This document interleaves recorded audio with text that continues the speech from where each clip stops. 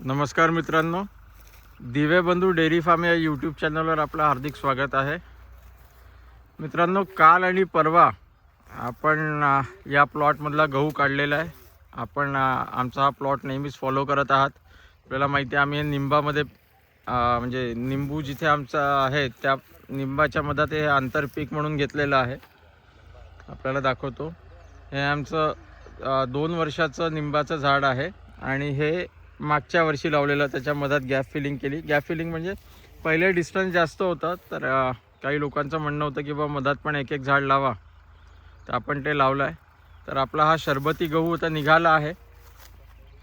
याला आपण आता 2-3 दिवस इथेच अजून असा राहू देऊ आणि मग त्याच्यानंतर याला हार्वेस्टरमधनं साफ करून घेऊ. त्याचं कारण असं की आपण हाताने बायांच्या याच्यासाठी कापला, कारण आपल्याकडे 4 जोडी बैल आहेत. तर बैलांना वायला चारा म्हणून गहू फार चांगल्या कामात येतो. मी हा व्हिडिओ करायचं खरं कारण म्हणजे तुम्हाला दाखवायचं होतं आमच्या शेतातलं तण. मित्रांनो, आम्ही अजिबात तणनाशक वापरत नाही. आमच्या शेतामध्ये कुठल्याही पद्धतीच्या केमिकलला नो एंट्री. त्यामुळे तुम्हाला हा व्हिडिओ दाखवत होतो. आता आज याच्यावरती रोटावेटर फिरवून घेणार आहे.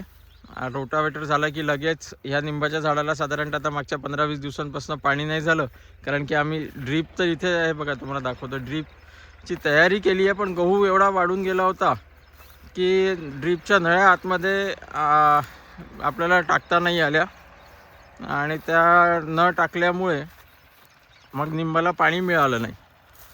तर आता आपण पहिले इथे रोटावेटर मारतो आहे आणि इमिजिएटली पहिले 2 पाणी आपल्या इथनं ड्रीपची आपण सोय केलेली आहे.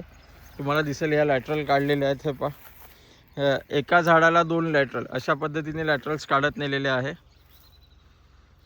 आमचे चिकट सापळे पण लागलेले आपल्याला दिसतं. इथे निळा लागला आहे, तिथे समोर एक पिवळावाला दाखवतो बघा. हा पिवळा, लगेच पिवळा, परत निळा, इकडे निळे दिसत आहेत, पिवळे पण आहेत.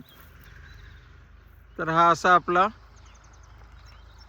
गहू निंबाच्या मधात आंतरपीक म्हणून शरबती गव्हाचा प्लॉट, ज्याच्यामध्ये आपल्याला तण सहज दिसतं, जसं की काही आपण तणाचं पीक घेतोय असं आहे.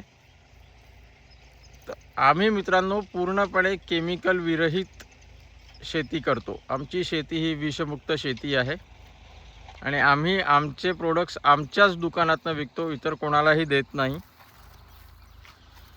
तर आपल्याला गहू हवा असल्यास लवकरच आमच्याकडे नोंदणी करावी. हा गहू साधारणतः आपण 1 एप्रिलपासून विकायला मार्केटमध्ये आणू, कारण आता हार्वेस्टरमध्ये काढून झाल्यानंतर त्याला ऊन दाखवायचं आहे 10-12 दिवस.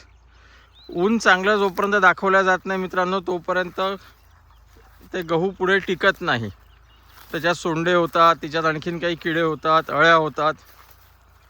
त्या गव्हाचं मॉइश्चर जेवढं आपण ऊन दाखवून कमी करू, तेवढा तो गहू आपल्याला वर्षभर कुठलेही मग केमिकल किंवा कुठलं इंजेक्शन किंवा बोरिक पावडर वगैरे न टाकता टिकवता येतो. त्याच्यामुळे साधारणतः एप्रिलच्या पहिल्या आठवड्यात आपला गहू येईल.